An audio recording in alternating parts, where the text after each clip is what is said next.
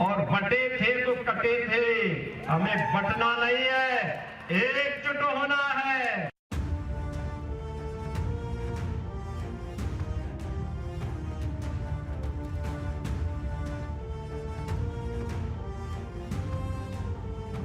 उत्तर प्रदेश में कहने को तो उपचुनाव हुए, लेकिन तनाव ऐसा रहा जो ना तो विधानसभा चुनावों में दिखा और ना ही लोकसभा चुनावों में नजर आया।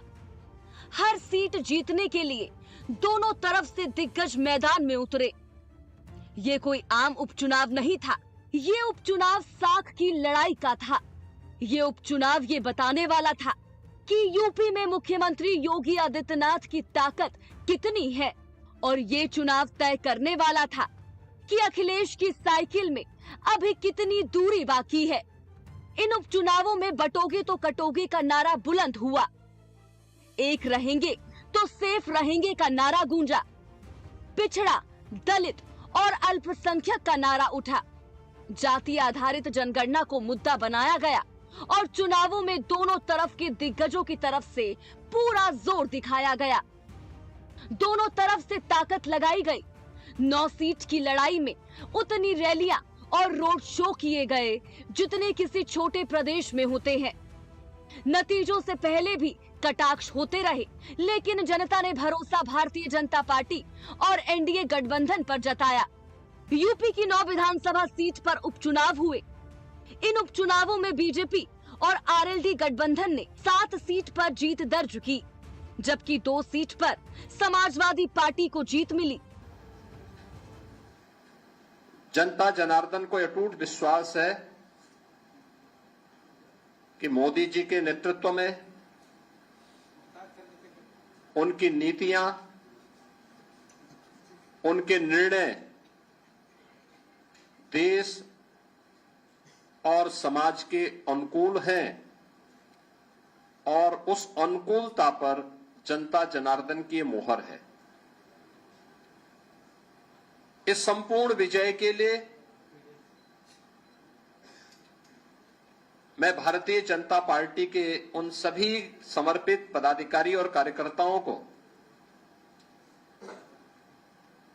जिन्होंने प्राण प्रण से जुड़ करके डबल इंजन सरकार के कार्यक्रमों को और उपलब्धियों को आम जन तक पहुंचाने का कार्य किया है, उन सब का मैं इस अवसर पर हृदय से अभिनंदन करता हूं और सभी विजयी प्रत्याशियों को मैं अपनी ओर से हृदय से बधाई भी देता हूं। यूपी के उपचुनाव में योगी आदित्यनाथ का जादू चला। मुख्यमंत्री और कैबिनेट मंत्रियों के साथ साथ बीजेपी के कैडर ने भी पूरी ताकत लगाई और प्रदेश के उपचुनाव में जीत का सेहरा सीएम के सिर बंधा। कुंदरकी विधानसभा सीट पर बीजेपी के रामवीर सिंह ने बड़ी जीत दर्ज की। गाजियाबाद सीट पर बीजेपी के संजीव शर्मा ने 69,000 से ज्यादा वोट से जीत दर्ज की। खैर सीट पर चारू कैन को हार मिली और बीजेपी के सुरेंद्र दिलेर ने 38,000 से ज्यादा वोट से जीत दर्ज की। फूलपुर विधानसभा सीट पर बीजेपी के दीपक पटेल को जीत मिली। कटहरी में शुरुआती दौर में एसपी ने बढ़त बनाई, लेकिन जीत बीजेपी के धर्मराज निषाद को मिली। मझवा सीट पर बीजेपी की शुचि स्मिता मौर्य ने कड़े मुकाबले में जीत दर्ज की, जबकि मीरापुर सीट पर बीजेपी की सहयोगी आरएलडी की उम्मीदवार मिथिलेश पाल को जीत मिली। आज जो कांग्रेस के नेता और विपक्ष के नेता श्री राहुल गांधी जी की जो झूठ बोलने की ऑटोमेटिक मशीन है, जो मोदी जी को गाली देने का उनका कारनामा है, जनता ने कमल खिला करके दे दिया है। और श्री अखिलेश यादव जी जो फर्जी पीडीए लेकर के चल रहे थे, जो परिवार डेवलपमेंट एजेंसी चला रहे थे, उनको जवाब उत्तर प्रदेश की जनता ने दे दिया है कि वो 27 के सत्ताधीश नहीं, 47 तक भी वो सत्ताधीश नहीं बन सकते, बल्कि सपा हो जाएगी, सपा समाप्तवादी हो जाएगी। उपचुनाव में बीजेपी को मिली बड़ी जीत ने लोकसभा चुनाव में मिले जख्मों पर थोड़ा मरहम लगाया है। खुद योगी ने सभी 9 उम्मीदवारों का चयन किया, हर सीट पर 2 मंत्रियों को जिम्मेदारी सौंपी और सरकार के कामों को भी जनता के घर घर तक पहुंचाया। योगी आदित्यनाथ ने यूपी के उपचुनाव में 5 दिन सीधे प्रचार किया। सभी 9 सीट पर सीएम योगी आदित्यनाथ खुद पहुंचे। योगी आदित्यनाथ ने 13 रैलियां और 2 रोड शो किए। फूलपुर, मझवा, खैर और कटहरी में 2-2 जनसभाएं की।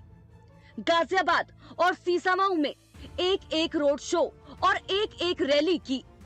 कुंदरकी, करहल और मीरापुर में भी योगी ने जनसभाएं की।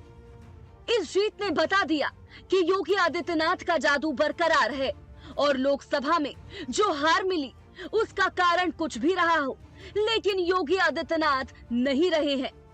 2022 में बीजेपी को उपचुनाव वाली 9 सीट में से सिर्फ 3 पर ही जीत मिली थी, लेकिन इस बार अकेले दम पर बीजेपी को 6 सीट मिली है, जबकि 1 सीट आरएलडी ने जीती है। करहल में बीजेपी भले ही हार गई, लेकिन यहाँ तेज प्रताप यादव को एक तरफा जीत नहीं मिली। करहल में बीजेपी के अनुजेश यादव सिर्फ 17,704 वोट से हारे। सीसामऊ सीट पर भी बीजेपी ने कड़ा मुकाबला किया और नसीम सोलंकी सिर्फ 8,564 वोट से जीत सकी।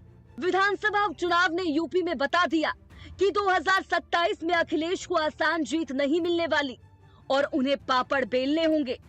सबसे पहले तो पूरे संगठन को और कार्यकर्ताओं को समाजवादी पार्टी के धन्यवाद देना चाहूंगी और बधाई भी देना चाहूंगी। मैडम, कितना चैलेंजिंग चुनाव था ये? नहीं, चैलेंजिंग तो पूरे उत्तर प्रदेश में जो उपचुनाव हुए हैं सभी विधानसभा सीटों के लिए चैलेंजिंग चुनाव इसीलिए था कि कहीं ना कहीं भारतीय जनता पार्टी प्रशासन का 100% प्रयोग करके चुनाव लड़ रही थी। तरीके से मैडम, बीजेपी ने अयोध्या का बदला करहल से लेने के लिए कहा था, क्या समझती? मैं समझती हूँ कि ये ना यहाँ बदला ले पाए और ना ही ये कानपुर में बदला ले पाए, जिस तरह की बातें कही गई थी। और मैं समझती हूँ जिस तरह का रवैया रहा है शासन और प्रशासन का, जहाँ खुली छूट दी गई भाजपा वालों को घूमने के लिए मतदान वाले दिन, जिस तरह से पोल डंपिंग हुई, जिस तरह से पूरा प्रशासन और शासन का जो रवैया रहा, ये अपने आप में एक प्रश्न चिन्ह उठाने वाला है। और ये भी साफ कर दिया कि योगी की नीतियां फ्लॉप नहीं, सुपरहिट है। Bureau report, life times. जिस तरह महाराष्ट्र में महायुति की बड़ी